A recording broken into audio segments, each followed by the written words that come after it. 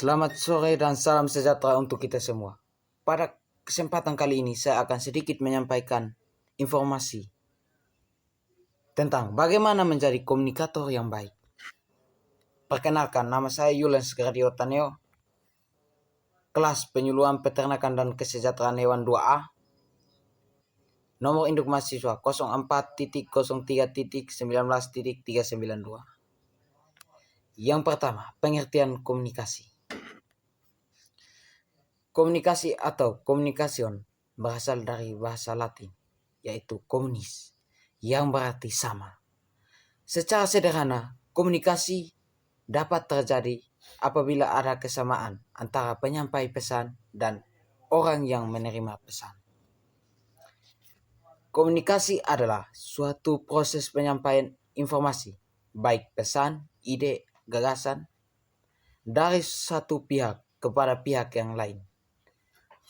Pada umumnya, komunikasi dilakukan secara lisan atau verbal yang dapat dimengerti oleh kedua belah pihak. Yang kedua adalah unsur-unsur komunikasi. Yang pertama, sumber. Sumber komunikasi itu biasa berasal dari orang yang memberi informasi. Dalam penyuluhan pertanian, sumber komunikasi itu biasanya berasal dari seorang penyuluh yang memberikan informasi kepada petani tentang inovasi-inovasi baru. Yang kedua, pesan. Isi pesan dalam penyampaian komunikasi ini adalah penyampaian tentang inovasi-inovasi baru agar petani mau dan mampu menerapkan inovasi-inovasi tersebut dalam kehidupan sehari-hari. Yang kedua adalah penerima pesan. Dalam penyuluhan pertanian, biasanya penerima pesan itu adalah petani, peternak, dan lain-lain. Yang kedua, saluran atau channel. Saluran dalam penyuluhan pertanian biasa dikenal sebagai media penyuluhan.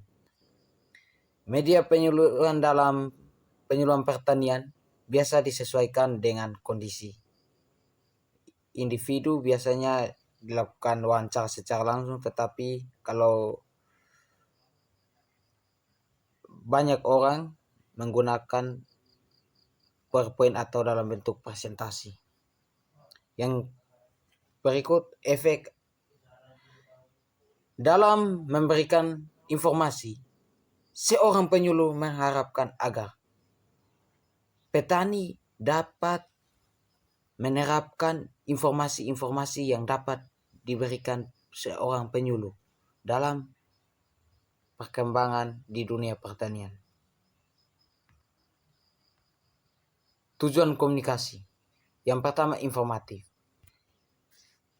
Tujuan komunikasi yang pertama ini adalah informatif. Artinya, penyuluh memberikan informasi kepada petani tentang inovasi-inovasi baru yang berkembang atau masalah-masalah yang sedang dihadapi petani. Yang kedua, persuasif. Seorang penyuluh mengharapkan agar informasi yang disampaikan dapat mempengaruhi petani agar mau dan mampu menerapkan inovasi tersebut. Yang ketiga, entertainment. Entertainment ini adalah bagaimana seorang penyuluh memberikan hiburan kepada petani agar tidak bosan dengan informasi yang diberikan. Yang berikut, fungsi komunikasi. Membantu sesama petani. Dengan adanya komunikasi, para petani bisa saling memotivasi melalui komunikasi agar usaha mereka dapat berjalan dengan sesuai yang diharapkan. Yang kedua, memberikan pendapat untuk acuan. Biasanya seorang komunikator memberikan masukan tentang informasi yang akan diberikan untuk perkembangan di dunia pertanian selanjutnya. Yang ketiga adalah sebagai sarana berbagi informasi. Dengan adanya komunikasi antara penyuluh dan petani akan saling memberikan informasi. Petani akan menceritakan masalah-masalah yang dihadapi dan penyuluh memberikan jalan keluar kepada petani melalui sarana berbagi informasi. Yang berikut trik yang harus dimiliki oleh seorang komunikator yang baik. Yang pertama, penampilan fisik. Biasanya penampilan fisik dinilai dari cara berpakaiannya, karena biasanya penilaian yang terpenting dalam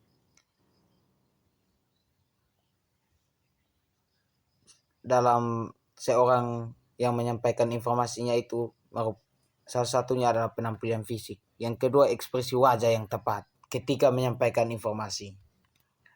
Yang ketiga, kontak mata. Seorang penyuluh harus kontak mata terhadap komunikannya. Apakah komunikannya betul-betul konsentrasi atau tidak. Yang ketiga, posisi badan. Dalam penyampaian informasi, posisi badan harus tegak, tidak miring kiri, miring kanan.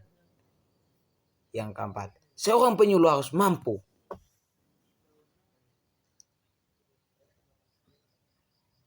mengucapkan kata demi kata yang baik dan benar, agar informasi yang disampaikan dapat dimengerti dan dipahami oleh komunikannya.